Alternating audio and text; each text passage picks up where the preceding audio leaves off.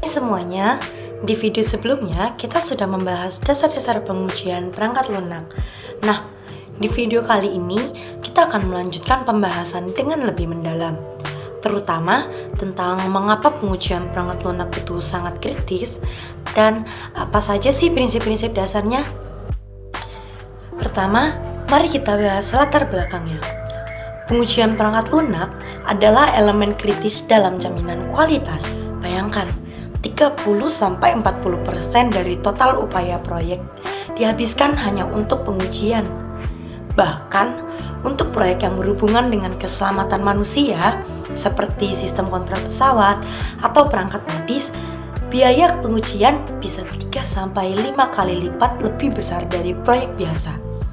Ini menunjukkan betapa pentingnya memastikan perangkat lunak berfungsi dengan benar. Mengapa demikian? Karena sebuah kesalahan kecil saja bisa berakibat fatal. Bayangkan, jika sistem navigasi pesawat mengalami error saat sedang mengudara, atau jika perangkat medis memberikan dosis yang salah pada pasien. Kesalahan seperti ini bisa menyebabkan kerugian besar, bahkan nyawa manusia loh. Oleh karena itu, pengujian yang teliti sangat penting, terutama untuk sistem yang berhubungan langsung dengan keselamatan manusia. Tujuan utama pengujian adalah untuk menemukan error dalam program. Test case yang baik adalah yang memiliki kemungkinan terbesar untuk menemukan error tersembunyi. Jadi, sebuah pengujian dapat dikatakan sukses bukanlah pengujian yang tidak dapat menemukan error, tapi justru yang berhasil menemukan error itulah dapat dikatakan sukses.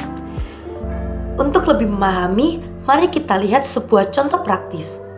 Misalnya, jika kita membuat aplikasi e-commerce, kita harus memastikan bahwa checkout berjalan lancar. Ini mencakup berbagai hal, seperti perhitungan diskon yang akurat, pajak yang sesuai, hingga ongkos kirim yang benar. Jika ada error di sini, dampaknya bisa sangat besar loh. Bayangkan jika diskon yang seharusnya 10% malah jadi 100%, atau ongkos kirim yang seharusnya 10.000 justru berubah menjadi 100.000. Ini bisa menyebabkan kerugian finansial dan menurunkan kepercayaan pelanggan terhadap aplikasi kita. Setelah memahami latar belakang, mari kita bahas prinsip-prinsip pengujian. Pertama, pengujian harus bisa dilacak hingga ke kebutuhan customer. Artinya, setiap pengujian harus memiliki tujuan yang jelas dan terkait dengan apa yang diinginkan oleh pengguna. Misalnya, jika customer meminta fitur pencarian yang cepat, kita harus menguji kecepatan dan akurasi fitur tersebut.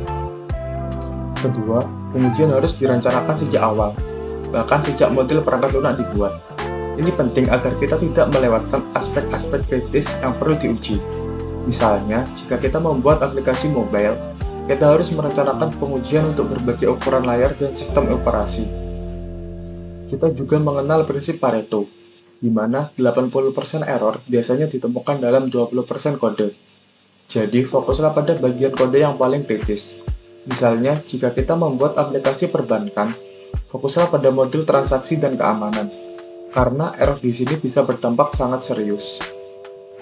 Selain itu, ada konsep testability, yaitu seberapa mudah suatu perangkat lunak bisa diuji. Beberapa karakteristik testability antara lain, operability, yaitu mudah digunakan, observability, mudah diamati, controllability, mudah dikendalikan, dan simplicity. Semakin kecil lingkupnya, semakin mudah diuji. Misalnya, jika kita membuat aplikasi dengan antarmuka yang sederhana dan jelas, pengujian akan lebih mudah dilakukan dibandingkan dengan aplikasi kompleks dan rumit. Selanjutnya kita masuk ke teknik pengujian. Ada dua metode utama yang sering digunakan, yaitu black box testing dan white box testing. Testing sendiri berfokus pada fungsionalitas perangkat lunak tanpa melihat kode internal. Kita hanya memeriksa apakah input yang diberikan menghasilkan output yang sesuai. Jika kita menguji aplikasi kalkulator, kita hanya perlu memastikan bahwa ketika kita memasukkan 2+2, maka hasilnya adalah 4, tanpa perlu tahu bagaimana kode dibaliknya bekerja. Sedangkan white box testing sendiri merupakan pengujian yang lebih detail. Kita mengamati prosedur internal termasuk percabangan kondisi dan perulangan. Salah satu metode yang digunakan adalah unit testing. di mana kita menguji fungsi secara terpisah untuk memastikan bahwa setiap bagian kode bekerja sesuai harapan. Kita bisa menguji prosedur untuk menghitung rata-rata dari n angka. Di sini kita akan memeriksa setiap jalur logika dalam kode tersebut, termasuk kondisi jika inputnya kosong atau terdapat nilai yang tidak valid seperti angka non-numerik. Setelah memahami berbagai teknik pengujian perangkat lunak, mari kita bahas lebih dalam mengenai strategi pengujian. Pengujian perangkat lunak bukanlah aktivitas yang bisa dilakukan secara asal-asalan atau tanpa perencanaan yang matang. Agar pengujian dapat berjalan efektif dan efisien, diperlukan langkah-langkah yang terstruktur dan terencana dengan baik.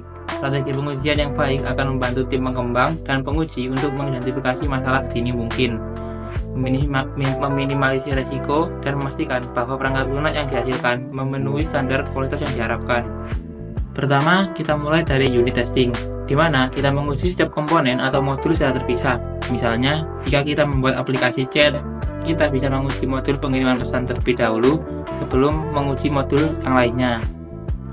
Yang kedua, kita akan lanjut ke integration testing, di mana kita menggabungkan modul-modul dan menguji interaksinya. Misalnya, kita menguji bagaimana modul pengiriman pesan berinteraksi dengan modul penerimaan pesan.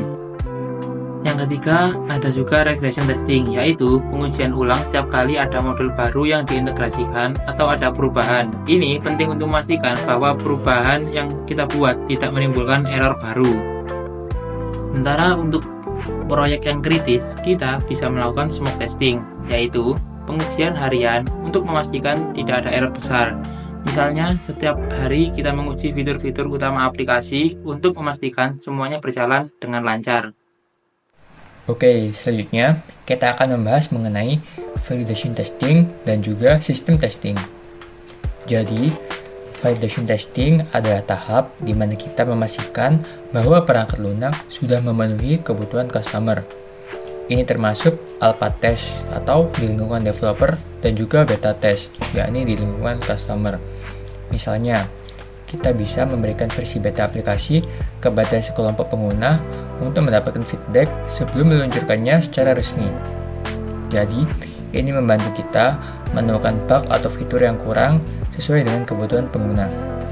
Selain itu, ada juga sistem testing, di mana kita menguji sistem secara menyeluruh, termasuk interaksinya dengan sistem lain. Jadi, beberapa jenis sistem testing antara lain, yang pertama ada recovery testing, yakni menguji bagaimana sistem pulih dari kegagalan. Selanjutnya ada security testing, yakni menguji keamanan sistem terhadap serangan. Lalu ada stress testing, yakni menguji performa sistem di bawah beban tinggi. Lalu ada performance testing, yakni mengukur penggunaan sumber daya seperti CPU dan juga memori. Misalnya, jika kita membuat aplikasi streaming, kita perlu melakukan stress testing untuk memastikan bahwa aplikasi tetap stabil, meskipun banyak pengguna yang mengakses secara bersamaan.